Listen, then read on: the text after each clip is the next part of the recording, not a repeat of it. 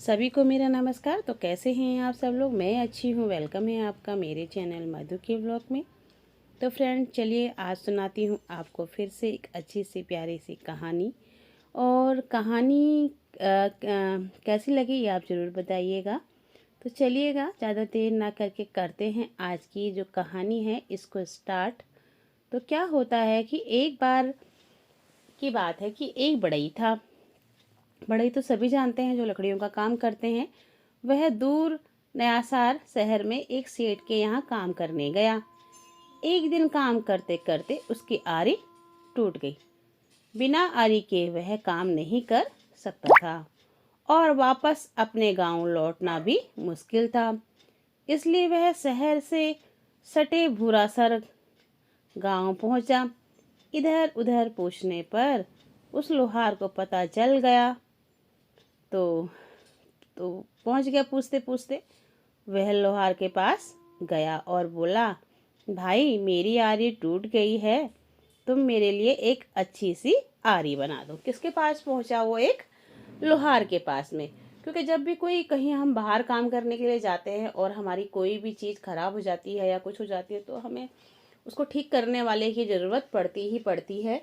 ये आपने अक्सर देखा होगा। तो अब क्या होता है, लोहार बोला कि मैं तो बना दूंगा पर इसमें समय लगेगा।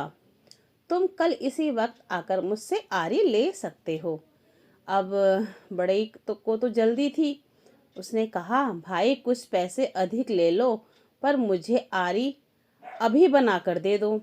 अब जो लोहार से कौन बातें कर रहा था? बड़े ही कर रहा था कि तुम ऐसा करो, पैसों की कोई चिंता वाली बात नहीं है, तुम मुझसे पैसे ज़्यादा ले लो लेकिन मुझे बहुत अर्जेंट में ही आरी आज ही चाहिए।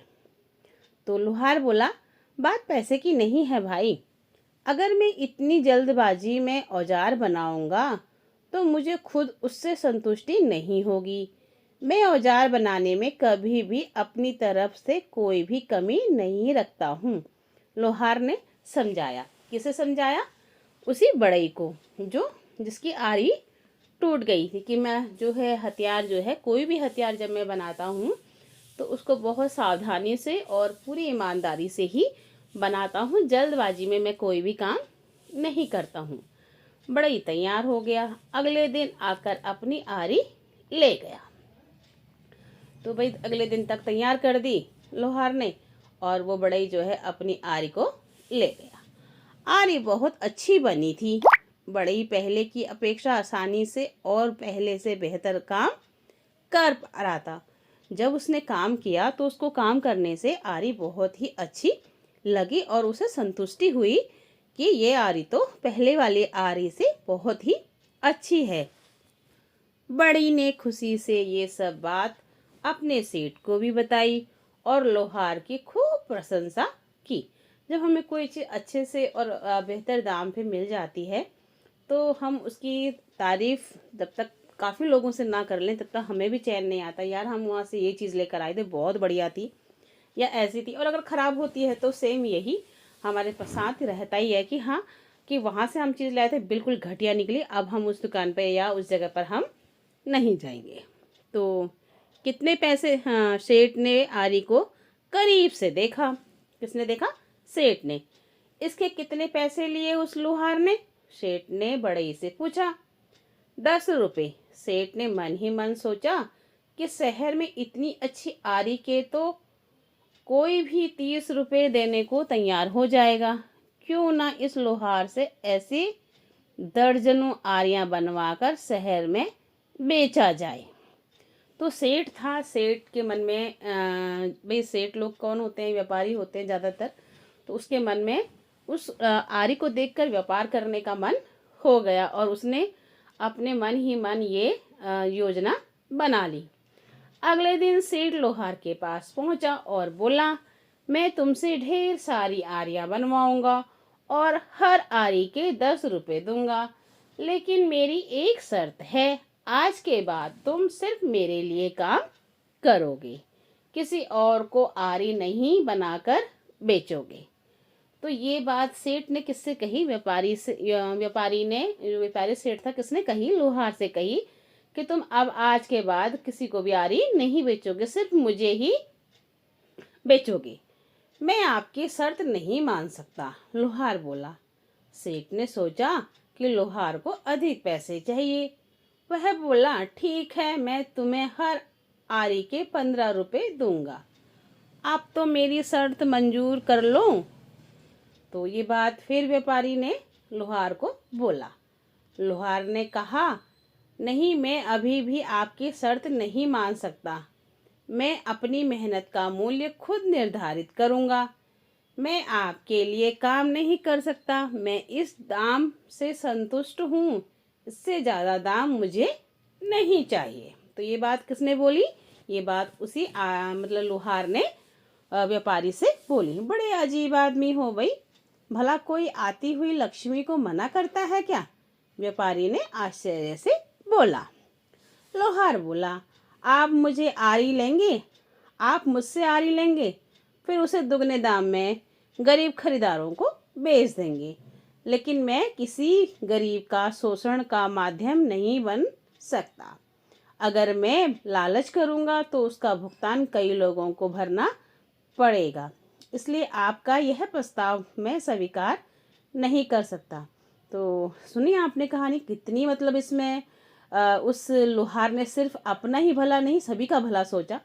सेठ समझ गया कि एक सच्चे और ईमानदार व्यक्ति को दुनिया की कोई दौलत नहीं खरीद सकती।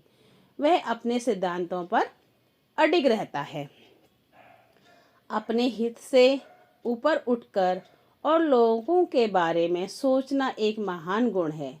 लोहार चाहता तो आसानी से अच्छे पैसे कमा सकता था, पर वह जानता था कि उसका जरा सा लालच बहुत से ज़रूरतमंद लोगों के लिए नुकसानदायक साबित होगा, और सेठ के लालच में वह नहीं पड़ा। तो आपने भी देखा होगा कि कई बार ऐसा होता है कि मन में लालच भी आ जाता है, और हम उस टाइम यही सोचते हैं कि हमें तो फ़ायदा हो रहा है ना, किसी को फ़ायदा हो या नहीं हो। तो उस चीज़ से हम किसी चीज़ को अगर हम 50 रुपये भी कमा रहे हैं, तो हमारे उस 50 रुपये से कई लोग लाखों रुपया तक कमा लेते हैं। और इसका मतलब वहाँ तक, जहाँ तक जिसको ज़रूरतमंद होगा, हमारी एक छोटी सी चीज़ हमने बनाई, उसके भाव बढ़ते चले गए, बढ़ते चले गए, तो उसको एक आम आदमी तो खरीद ही नहीं पाएगा, एक ज़रूरतमंद तो उसे खरीद ही नहीं पाएगा। बस वो क्या होगा, व्यापार से व्यापार, व्यापार से व्यापार में ही चलती रहेगी, है ना। तो ये सब चीज़ें होती हैं। तो कैसी लगी आपको कहानी? तो क्या होता है कि फिर जो है सेठ इस बात को समझ गया, और उसके दिमाग में ये चीज़ें आ गई कि मतलब वाकई में ही हम व्यापारी इस बात को नहीं सोचते हैं। हम सिर्फ केवल अपना व्यापार सोच रहे थे। मैं केवल अपना व्यापार सोच रहा था कि मैं इससे इतना पैसा कमा दूंगा। क्यों? आरी की ज़रूरत किसको है? आरी की ज़रूरत एक मज़दूर को ही है। बाकी हम तुम या कोई जो बढ़ई का काम नहीं करता होगा, उसको तो आरी की ज़रूरत नहीं है ना। उसको तो किसी, मतलब उसको किसको होगी उसकी ज़रूरत? आरी की ज़रूरत किसको होगी? एक गरीब बढ़ई को, जिसकी इतनी आमदनी नहीं होती है। उसी चीज़ को अगर वो 10 रुपये में, 50 रुपये में खरीद रहा है, उसी को ही अगर उसे 700-800 रुपये में वो चीज़ खरीदनी पड़ जाए, क्योंकि व्यापार है, व्यापार से तो धीरे धीरे, क्योंकि जो व्यापारी किसी दुकान वाले को बेचता, दुकान वाला फिर उसमें से भी कुछ पैसे अपने बढ़ा बढ़ा के बोलता, फिर उसको आगे बेचता, ऐसे करके व्यापार में तो फिर एक चीज़ पता नहीं कहाँ से कहाँ तक पहुँच जाती है। तो यही सोचकर जो व्यापारी था उसे बहुत खुशी हुई कि सच में ही ऐसे लोग भी हैं जो केवल अपना ही हित नहीं सोचते, बल्कि अपने से जुड़े लोगों का भी हित सोचते हैं।